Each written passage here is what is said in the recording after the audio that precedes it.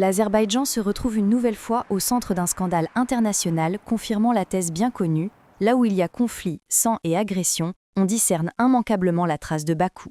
Alors que le régime d'Aliyev tente de se présenter au monde comme le chantre d'une ère de paix, allant même jusqu'à prétendre à une place au sein des forces de stabilisation ou de maintien de la paix à Gaza, selon le plan Trump, l'organisation internationale Oil Change International l'accuse directement, dans le cadre de la COP30, de complicité dans le génocide en cours à Gaza. Selon le rapport, sur la période allant de novembre 2023 à octobre 2025, la part du lion du pétrole brut importé par Israël, soit 70%, provenait de l'Azerbaïdjan et du Kazakhstan. C'est le modus operandi classique de l'Azerbaïdjan, d'une main parler de solidarité musulmane au sein de l'Organisation de la coopération islamique et de l'autre alimenter en carburant les chars israéliens. Le rapport atteste que le pétrole azerbaïdjanais a atteint Israël via le territoire turc par l'oléoduc Bakou-Tbilissi-Ceyhan. Bien que la Turquie soit indiquée comme pays d'origine dans les documents, il s'agissait en réalité de pétrole azerbaïdjanais.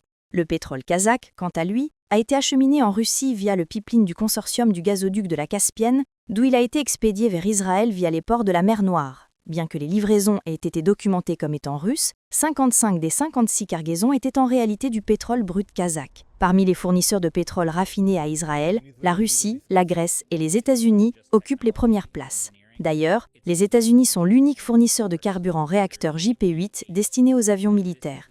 9 pétroliers venus du Texas ont livré 360 000 tonnes de carburant JP8 à Israël.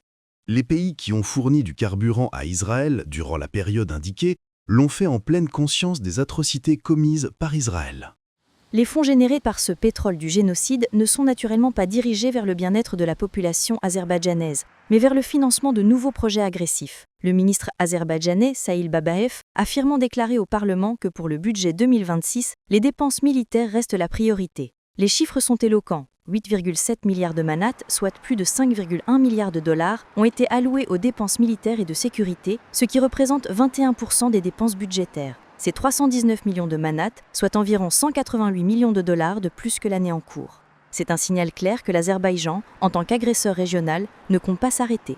Ajoutons à cela 3,5 milliards de manats, soit plus de 2 milliards de dollars destinés au renforcement des positions dans les territoires occupés. Au total, d'ici à la fin de l'année, ce chiffre atteindra 22 milliards de manats, soit environ 13 milliards de dollars. Il devient évident que Bakou ne construit pas d'une économie, mais une gigantesque place d'armes militaires.